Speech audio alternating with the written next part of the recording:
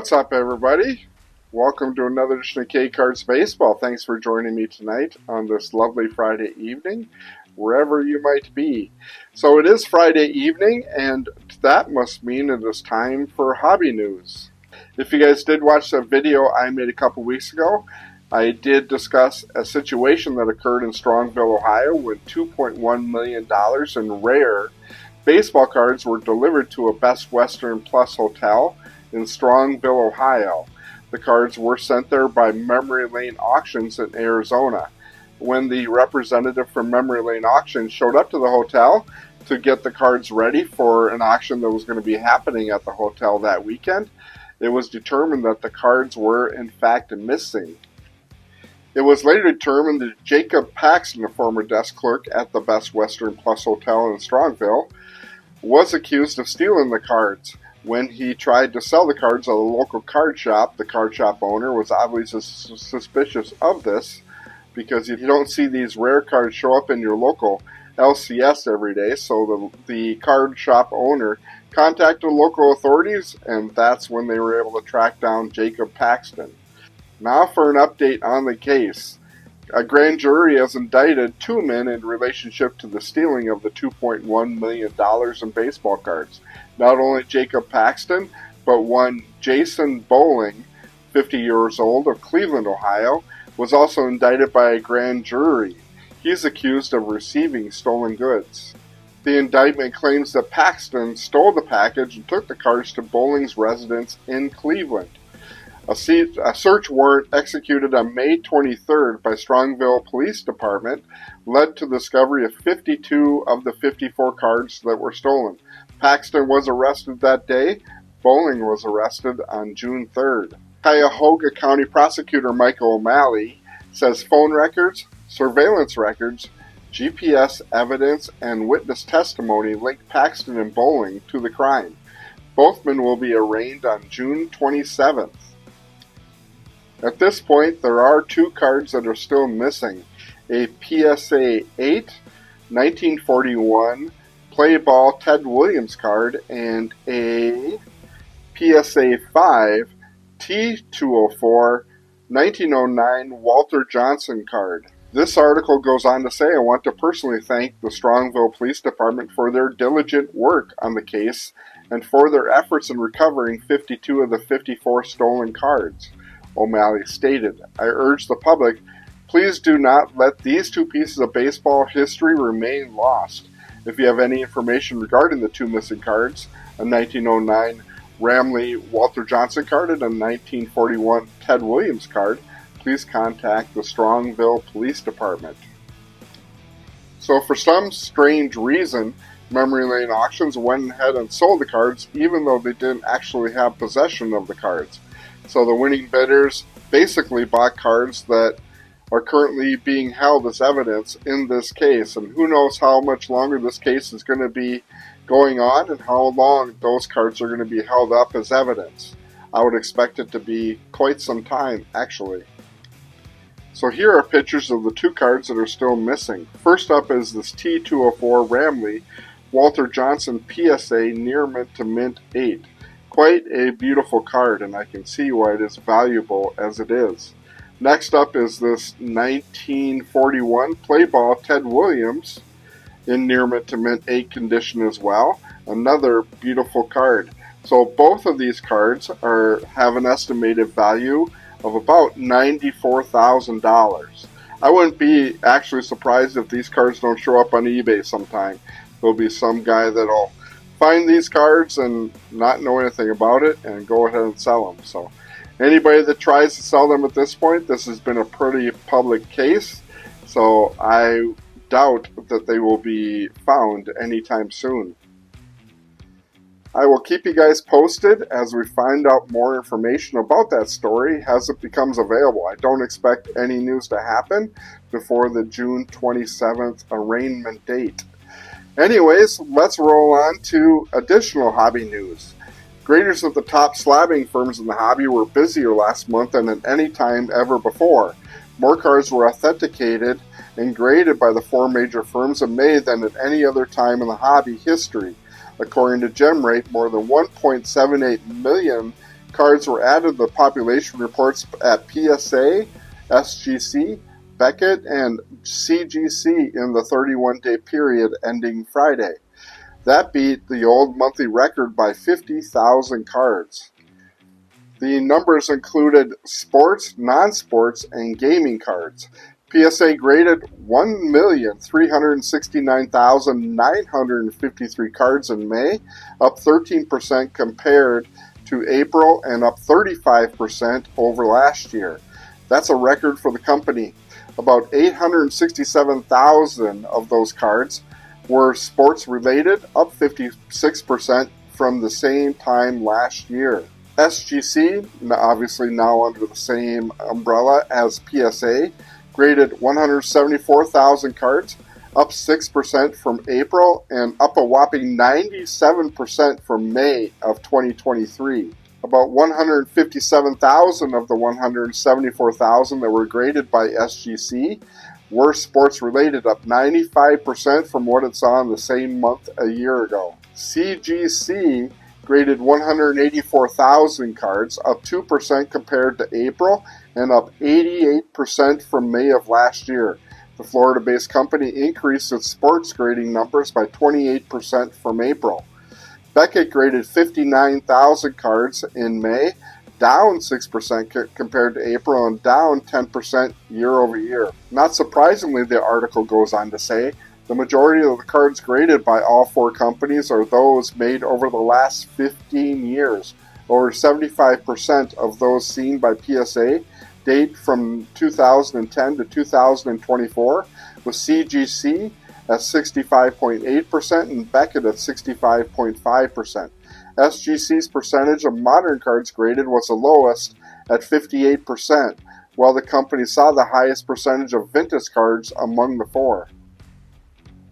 Here's an interesting part of the article. Cards from Panini's recently released 2023 Prizm Football and 2023-24 Prizm Basketball sets were the most often seen at PSA, accounting for 44,500 and 34,200 respectively. The top 5 sets also included 2023-24 Prizm Monopoly Basketball, 11,300, and 2023-24 Upper Deck Hockey, i.e. Connor Bedard, 9,100, and 2023 Donruss Football, 7,900. The article goes on to say that PSA's most graded player list was topped by Victor Wembanyama. There was an increasing number of cards featuring the NBA's Rookie of the Year released as winter turned to spring, and PSA graded a whopping 49,400 Wembanyama cards last month. Number 2 on the list was 28,200 NFL Rookie of the Year, CJ Stroud. No surprise there. Number 3 on the list, this was a little bit of a surprise. I expected it to be Connor Bedard, but it turns out number 3 on the list was Michael Jordan. 20,700 cards of Michael Jordan. Number 4 on the list was Shohei Ohtani, with 16,000 Shohei cards entered into PSA for grading. And lastly was Anthony Richardson, 13,200. PSA graded 8,300 copies of Wembanyama's Prizm base rookie card and parallels. 2023 Bowman Draft accounted for 6,800 of SGC's grading total, with 2023 Prizm Football and 2023 Bowman Baseball following behind. Wembanyama's, Jordans, Stroud, and Ohtani also topped SGC's list of the most graded players, while the company also graded about 2,200 cards of Mickey Mantle. 2023 Caitlin Clark Bowman U card was Beckett's most popular submission. The company graded 230 of them in May. Football grading activity rose 62% from April to May at SGC, but baseball remained the most popular sport there, with about 8,800 cards graded last month. Alrighty guys, let's roll into new releases.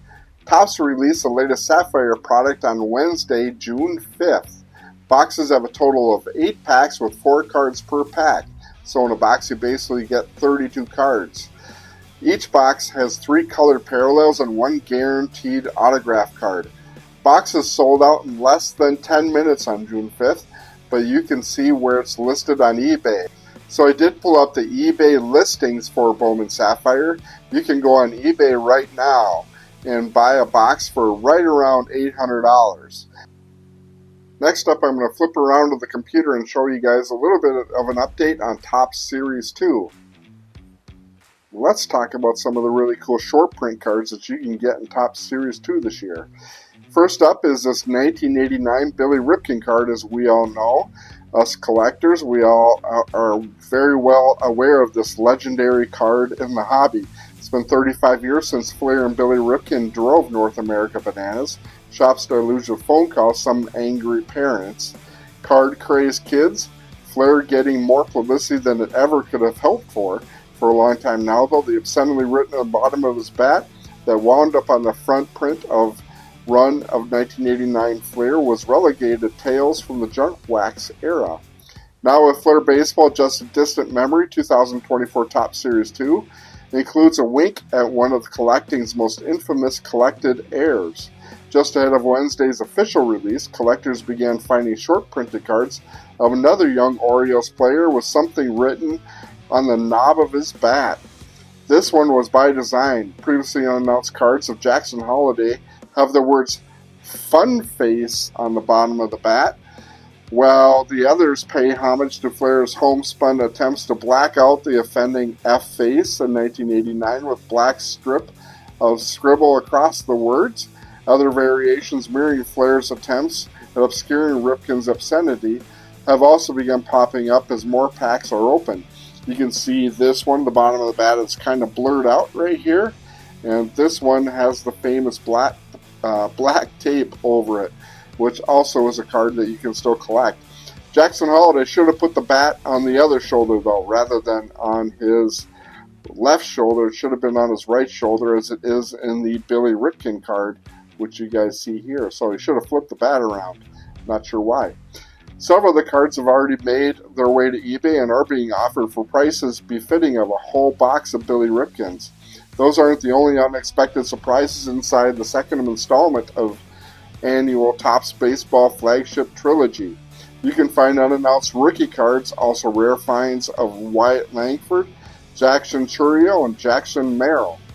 You can see the Jackson Merrill card here, and the Jackson Chourio. A few of each of those were pulled from early arriving boxes and put up for sale.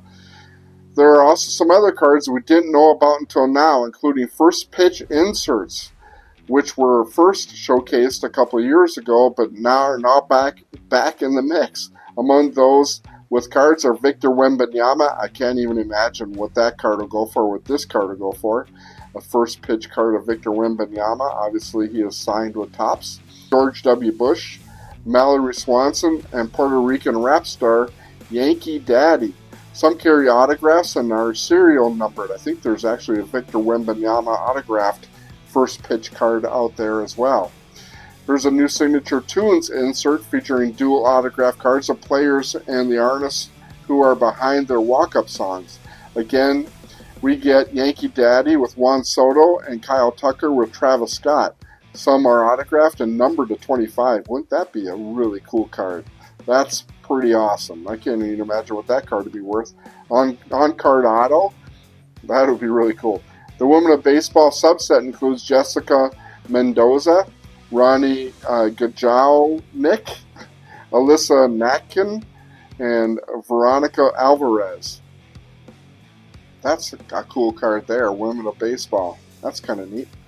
Other inserts in Series 2 include Heavy Lumber, 20 of the league's best Batman and wood-grained cards, social media follow-back redemption cards, where the holder gets a social media follower from the player, Home Field Advantage, Legendary Advantage, top current players, legends and iconic imagery from their home field, Platinum Performer, sketch cards, one-on-one hand-drawn and featuring stars and legend. City Connect Swatch collection cards are new as well, carrying game-used pieces of the player's City Connect style jerseys. The Golden Mirror parallels are back and much easier to spot. That would be really cool to get that Jackson Holiday card. Like I said, I think Javs pulled one the other night, so if you want to go to his channel and check that out, you probably could find it. I think he was actually going to make a video short of it. I don't know if he has done that yet. I haven't checked it out. I'll probably check it out tonight. So that is the new releases that are coming out or have come out in the last 15 days or 2 weeks. Upcoming in July, I know that we have Chrome, which will be coming out towards the end of July, so expect updates on the channel as that date becomes closer. I do want to just touch briefly on the top buys and the top sales of the week. The top sale of the week continues to be Paul Skeens, any of his 2023 Bowman draft cards, including this stained glass or this paper of 9.5 SGC card. This card I bought for $20 is currently selling for about $35, and his stained glass card, which I paid $10 for, is currently selling for about $25, just in raw form, which basically this card is. So I would keep an eye out for Paul Skeens and go ahead and sell his cards because he is super hot right now.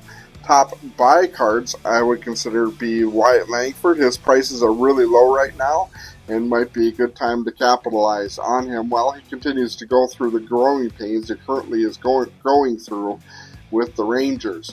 We all knew that this was going to happen. I admire the Rangers for sticking with him and not sending him back down like the Orioles did with Jackson Holiday. I think the best way for him to continue to grow is to stay right where he's at. So definitely look out for Wyatt Langford cards. His prices are low, and you can get his cards for a really good price right now.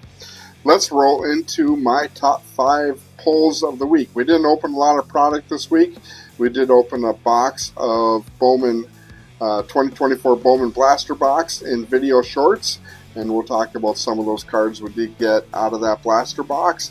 And we also did open a mega box of Bowman as well, and we did pull some pretty decent Mojo Fractor cards out of that box. Those boxes contain some cold packs of Bowman, but also they do contain the Mojo packs, which generally can be pretty hot. So number 5 on my list is this Dylan Cruz base paper card. As you can see, this being number 5, can tell you that I didn't pull that much this week. But anyways, this is still a really good card. It's currently selling for about $3 to $4 on eBay. His base chrome paper card. His chrome is going for about $1 or $2 more than that, but this is a pretty good value still on the paper Dylan Cruz card. Number 4 on the list is Cooper Pratt. I think I've kept this card out just because I spent so much time in Wisconsin this week and heard a lot of chatter about Cooper Pratt. So I did want to pull this Bowman First Cooper Pratt card out. Show you guys this from the Bowman Mega Box Logo Fractor card. Next up is the same Junior Caminero card from Logo Fractor out of the Mega Box as well. And that is a really good card of Junior Caminero, number 3 on the list. Number 2 on the list is this Pete Crow Armstrong Mojo Fractor card in fuchsia. I call it pink, but it's basically, I think the technical term is fuchsia. This one is numbered 156 out of 299 on the Pete Crow Armstrong card. Pretty cool card there. And the number 1 pull of the week is this blue Jason Dominguez, numbered 122 out of 150. This was out of Bowman Baseball. So obviously this is a really cool card, and hopefully he comes back soon and just tears it up, which I expect that he will. Not that the Yankees need any more additional help. So that is the top 5 pulls of the week. So next up we will roll into channel news. So hang on one second. I'm going to flip it back around and we will talk about current channel news. Finally tonight, let's talk about channel news. If you had a chance to check out my videos from earlier this week, I did discuss some changes in format to the channel going forward. As many of my long-term subscribers know, I basically make 3 different types of videos. I make videos where I open and break new product, I make vintage videos, and finally I do make hobby news videos, including collecting on a budget, state of the hobby, and videos like this, which is basically just hobby news. I do have specific subscribers that are interested in each particular one. but not all subscribers might be interested in vintage, and not all subscribers might be interested in new breaks or news for that matter. So going forward, I plan on making each type of video on a specific night during the week. Monday nights I will be primarily opening up new product. For example, this coming Monday I do have a box of Hobby 2024 Series 2, which I'm going to open on Monday night. Really looking forward to that. We'll open up hanger packs of 2024 Series 2 and fat packs of 2024 Series 2. So those people that are interested in watching me open up new product, you guys can come here Monday night, i.e. Tuesday, when I do post the video, and see those particular products being opened. Then on Wednesday nights, I will be making vintage videos, so those ones will be put up basically on Thursday. I don't know that I always have content for vintage. I will always try and have some sort of relevant to vintage. I'm not going to make a video just for the sake of making a vintage video, but if I do have something to talk about when it relates to vintage, whether that be an upcoming auction or any other vintage news, I will make those videos, and I think that I can come up with the content necessary to make those videos interesting going forward. Friday nights are going to be like this video, where I do make hobby news videos or state of the hobby or collecting on a budget, whatever the case may be.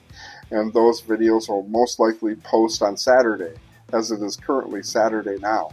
So again, this will make it easier for you, so you guys can always remember or put it on your calendar and say, well, this night I'm really interested in watching K-Cards open a box of 2024 Series 2, so I will check out that video and know that on Tuesday that video will be posted. Hopefully that helps. You can leave your comments down below. I would be interested in what you guys have to say about that. Finally, I am getting really close to 600 subscribers. At last check earlier today, I saw that I was at 594. So 600 is right around the corner. Once we get to 600 subscribers, we will be giving away this blaster box of 2024 Bowman. The way it's going to work is the same way we did the giveaways for 500 and 400 subscribers. Any subscriber that is currently a member of the channel will be able to go down in the comment sections once I do post the video of 600 subscribers or the 600 subscriber announcement. Any subscriber will be able to post a comment in the comment section down below of that video, and anybody who posts a comment will be entered into the drawing for that blaster box. You also can go to any videos I do post during the week and do the same thing. Post a comment in the comment section below, and you will be entered into the contest for that giveaway. The giveaway will most likely be next Friday night, albeit that I do, or if I do get to 600 subscribers before then. Hopefully I do. Like I said, I only got 5 or 6 to go, and right now I currently get like maybe 2 or 3, sometimes 4 a day. Subscribers have slowed down a little bit during the summer months, obviously, with people wanting to be outside and not hanging out inside watching YouTube videos. So it has slowed down a little bit, which is to be expected.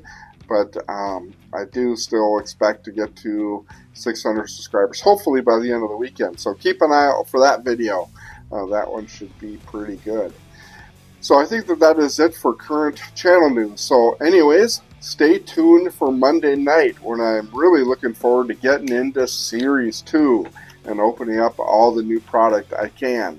I am currently doing video shorts. I'm opening up single display packs of Series 2 as well. So keep an eye out for those video shorts. Those ones are also really good. Anyways, that is all I got tonight. Thanks, guys. Thanks for being members of the K-Cards family.